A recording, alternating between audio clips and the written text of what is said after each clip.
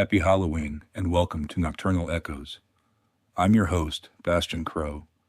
Like many of you, Halloween is our favorite time of the year. Tonight, we have 3 of the most chilling ghost stories ever recorded in our archives. Up first, a couple encounters the infamous Weeping Woman, or La Llorona, as she is known in the Hispanic community. This encounter was more than a cry in the distance, making it one of our top 10 Llorona stories ever recorded in our files.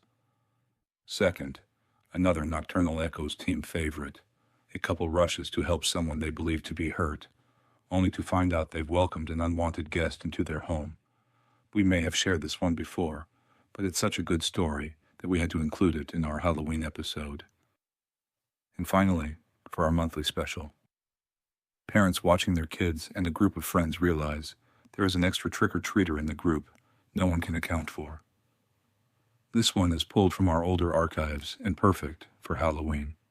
Now find your favorite spot, dim the lights, and get ready. Nocturnal Echoes begins.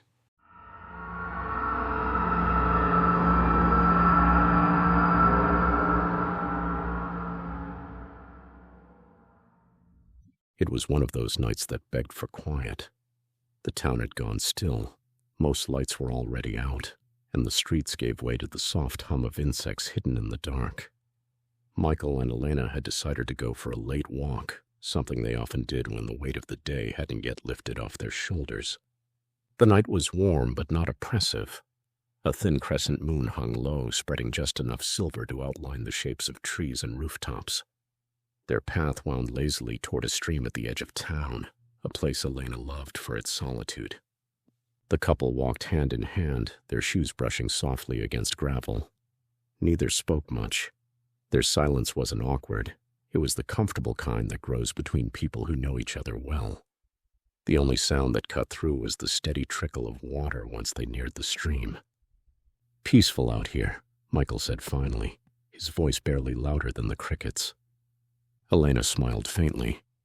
"It always feels like the world forgets about this place.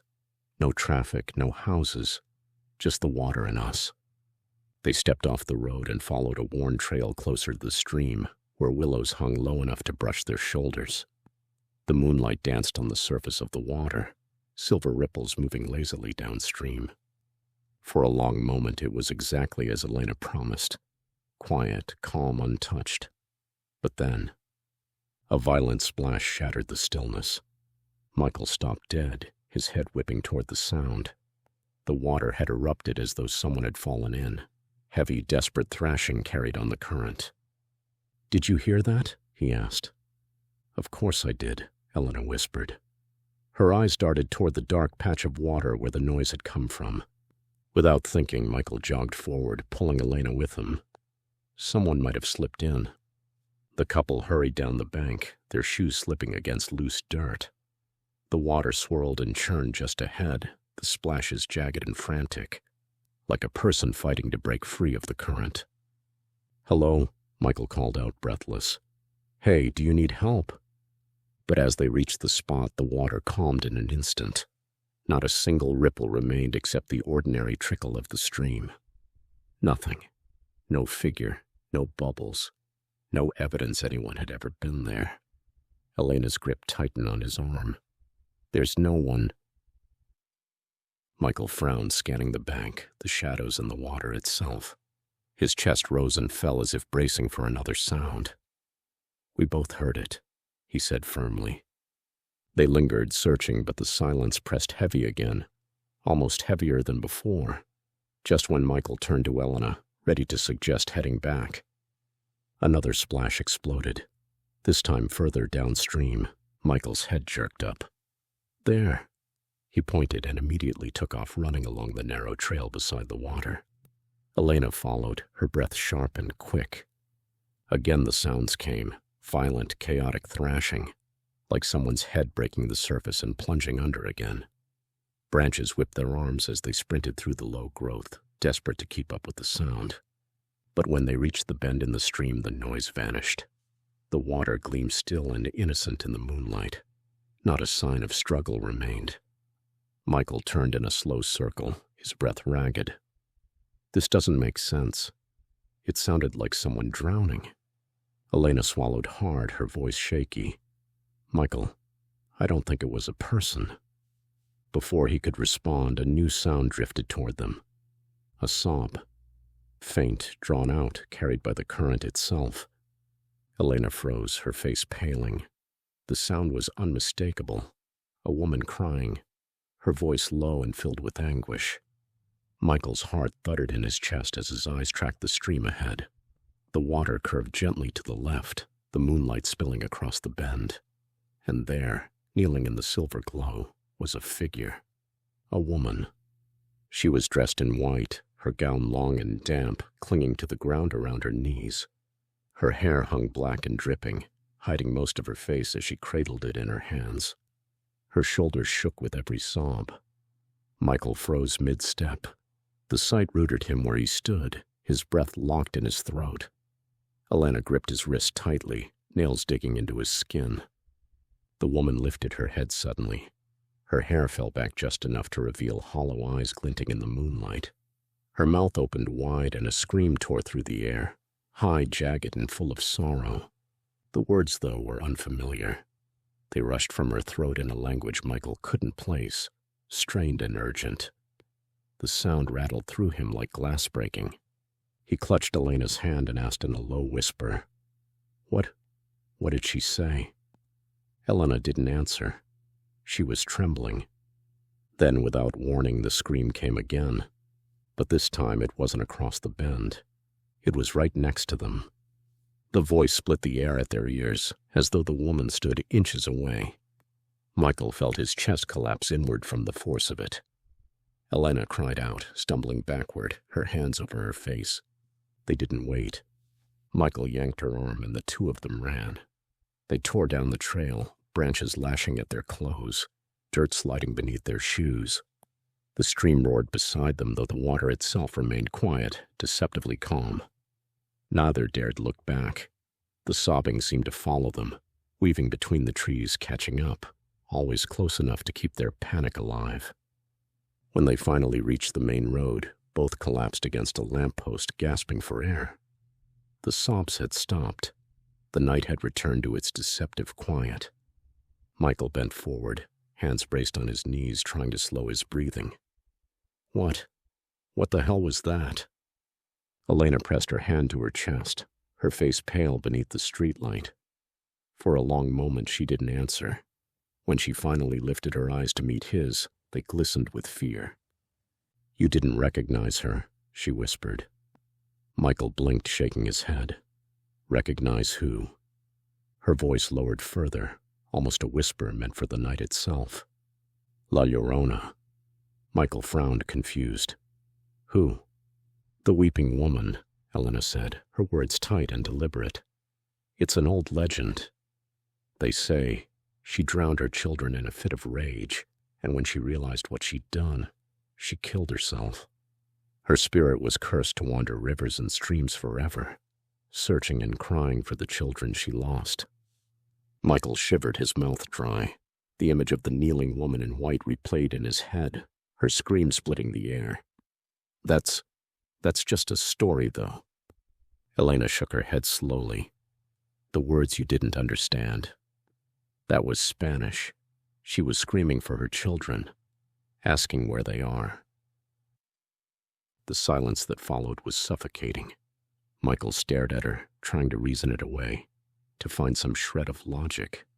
But the memory of the sobbing, the violent splashing, the scream in his ear, no amount of logic could cover it. Finally, Elena broke the silence. Her voice was soft but heavy. She's not just a story, Michael. Not anymore. The couple stood together under the faint glow of the streetlight, their breath still uneven, their eyes fixed on the dark path that led back to the stream. Neither dared return.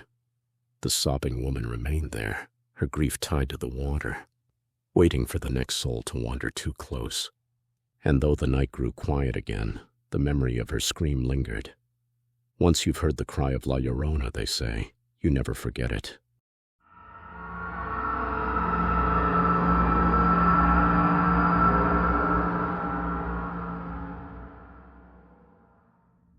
We hadn't been in the house long. 2 months maybe. It was new to us. Tucked in the edge of a neighborhood where the streetlights were few and far between. There was something comforting about the stillness, the distance between houses, the hum of the heater late at night. After years of apartment noise, footsteps overhead, voices through the walls. It felt like peace. We had space, silence, privacy. But we didn't realize then that silence can turn on you, that quiet can stretch too far and become something else entirely. It started with a knock, not a soft one, not even firm. It was frantic, urgent, a rapid panicked pounding that cut through the dark like a scream. My wife and I both shot awake. I remember the way the bed seemed colder than before. I got up, heart hammering, and moved quickly down the hallway. As I neared the door, I heard a voice, muffled but unmistakable. "Can I come in?" the woman asked. I paused, hand on the lock, and peered through the peephole. She was standing there, mid-30s maybe, hair tangled, her face pale and scratched like she'd run through thorns. Her clothes were torn. She looked like she'd been in an accident, or something worse. "Yes, of course," I said, already turning the deadbolt. But by the time I opened the door fully, the porch was empty. She was gone. There was no sound, no retreating footsteps, no rustle of bushes or slammed car door. I stepped outside, looked up and down the street. Nothing. I waited, hoping I'd see her walking away, hoping I hadn't imagined the whole thing. But there was no one. Just wind and shadows. My wife met me in the hallway when I came back inside. "Was someone there?" she asked. I nodded slowly, not sure how to answer. The next few days felt off. At first, it was the kind of thing you almost dismiss. My keys, always left in the bowl by the door, were suddenly in the kitchen. My wife's earrings, normally on her nightstand, were found in the bathroom sink. We assumed we were tired, distracted. We blamed each other with a laugh. But deep down, we both knew something felt wrong. The small things became harder to ignore. A drawer we hadn't opened, left out. Lights turning on by themselves. One night, the television came on by itself, blaring static in the dead of night. The volume cranked up high. We didn't sleep after that. We just lay there, staring at the ceiling, waiting for the next sound. Exactly 1 week after the knock, we were jolted from sleep by the sharp, violent crash of glass shattering. We ran to the kitchen. One of the dinner plates, the one I'd rinsed and left in the sink the night before, was broken in pieces on the tile floor. The windows were locked. The door hadn't been opened. There was no sign of anyone else inside. Nothing was missing. It was just broken. And still, we stayed. 2 days later, I got a call at work. My wife's voice was shaking. She quietly whispered, "There's someone upstairs." I heard footsteps. I called the police. When I got home, the officers were just finishing up their sweep of the house. They hadn't found anyone, no signs of forced entry, just a few odd things. A lamp knocked over, a picture frame shattered in the hallway. The photo inside was from our wedding day. I remember seeing the broken frame and feeling something twist in my stomach. The officer handed it to me and said, "Might be time to think about a security system." That night, we didn't speak much. There wasn't much left to say. We were both on edge, constantly looking over our shoulders, flinching at every creak. It felt like the house was holding its breath. 3 nights later, I came home late from work, closer to midnight than I liked.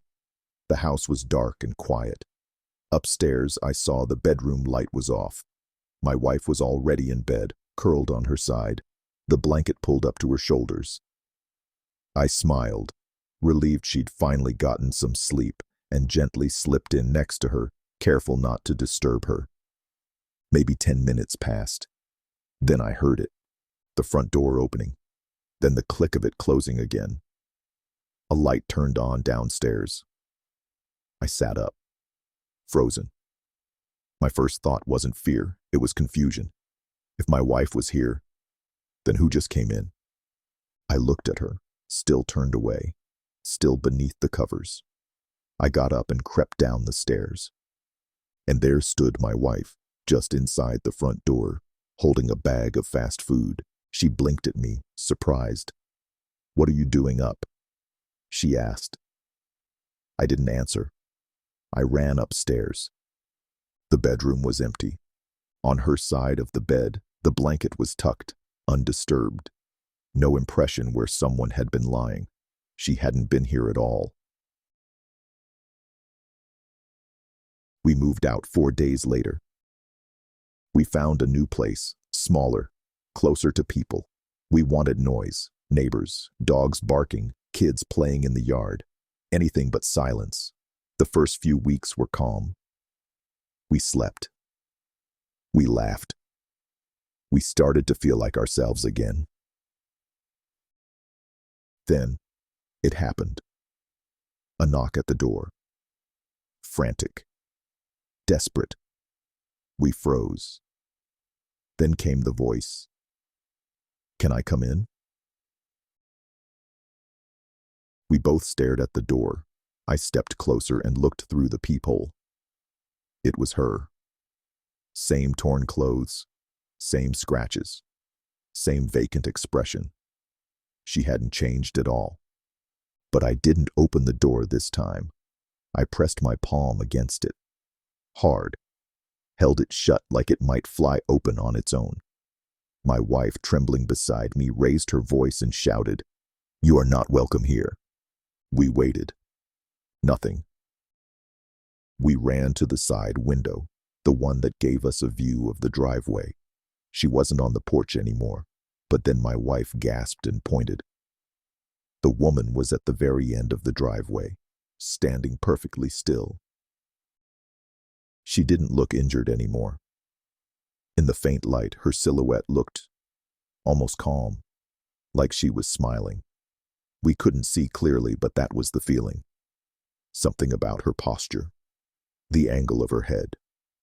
She turned, walked away, slowly, vanishing into the dark like she'd never been there at all. That was the last time we ever saw her. The last time anything strange ever happened. The silence, the stillness, it came back. But it was different now. This time it felt like peace. But sometimes, late at night, I think I still hear that knock. Just once. Just faintly. And I hold my breath, wondering what would have happened if I welcomed her in again.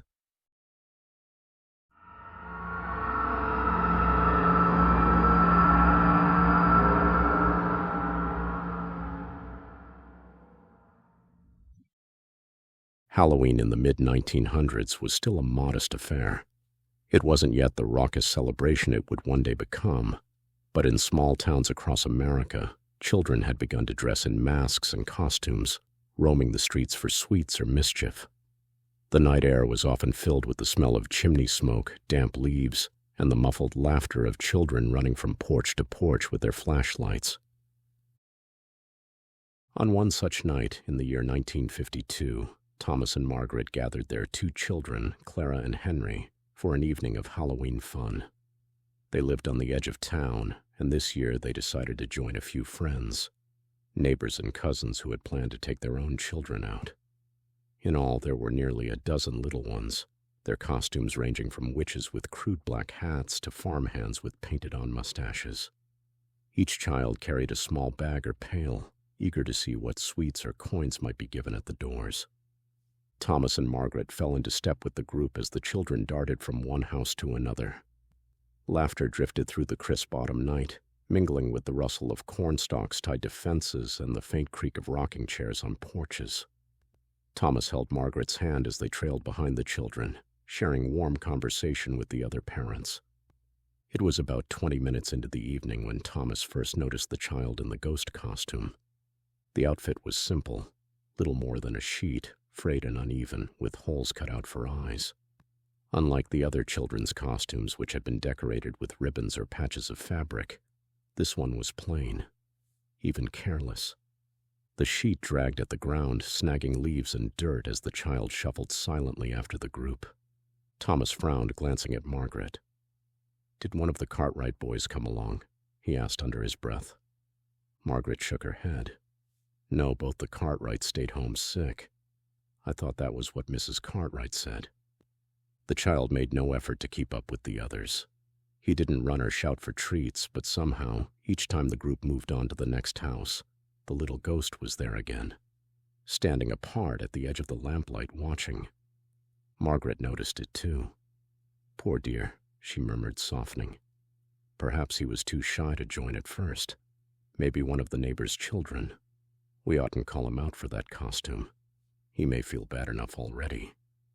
Thomas nodded reluctantly. He reasoned it must be a boy from farther down the lane, one they hadn't met before.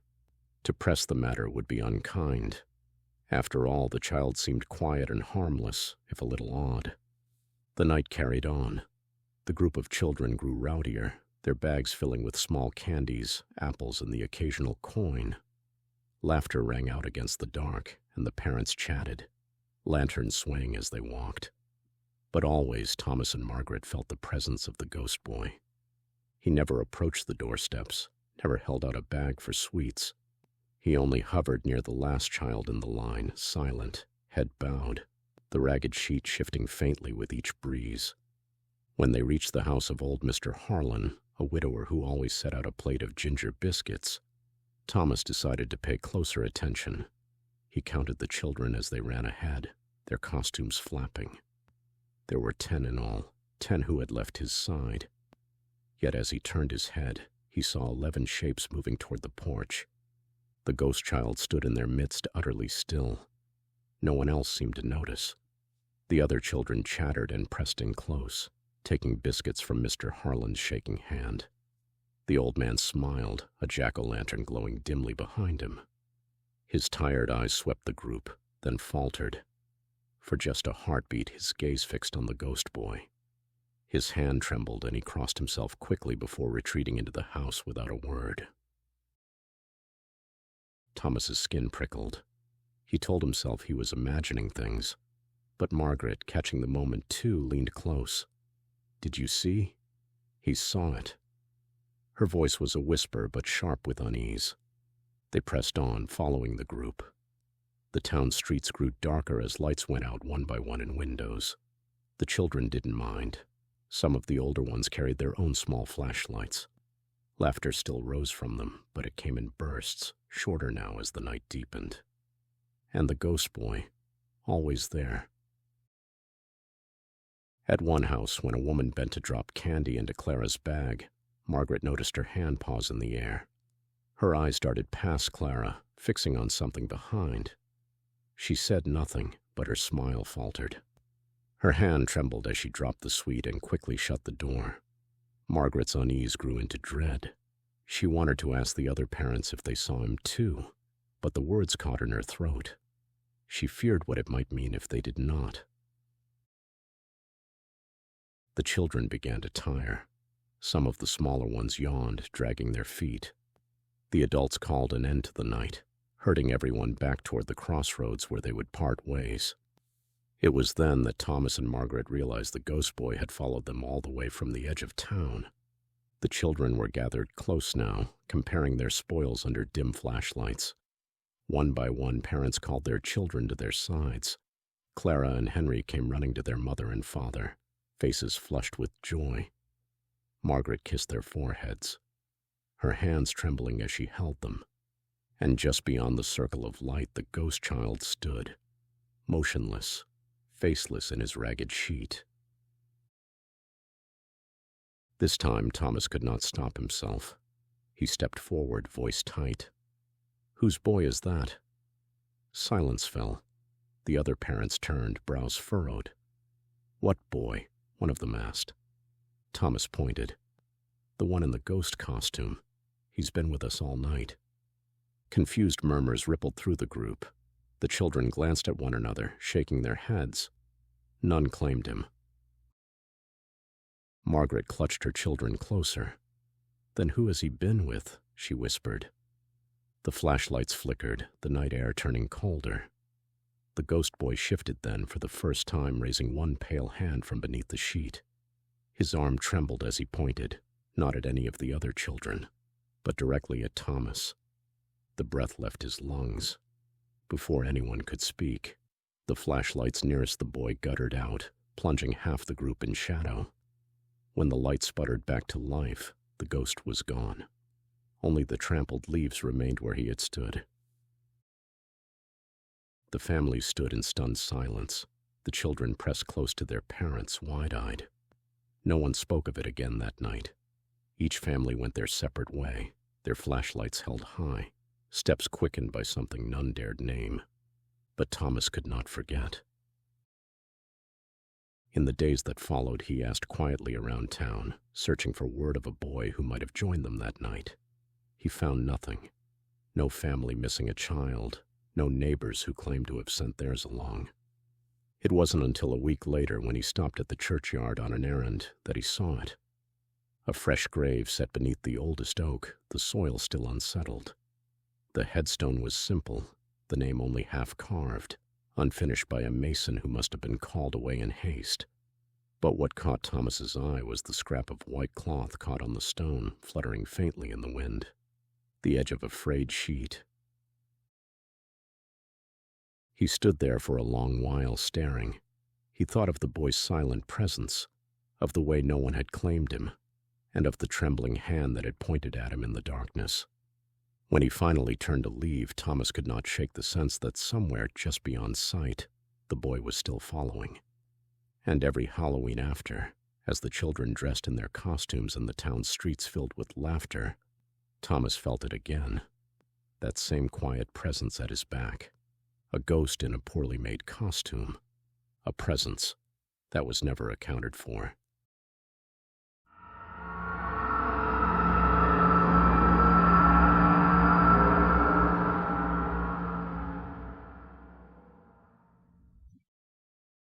The story about the woman asking to come in always gets to me. I can imagine the knock at my door late at night, and it chills me to my bones. What about you? Did any of tonight's stories stay with you, or get your mind to wander off into a darker place? If so, please consider liking, subscribing, and commenting. It lets us know you are out there listening, and helps us reach more people who enjoy these stories.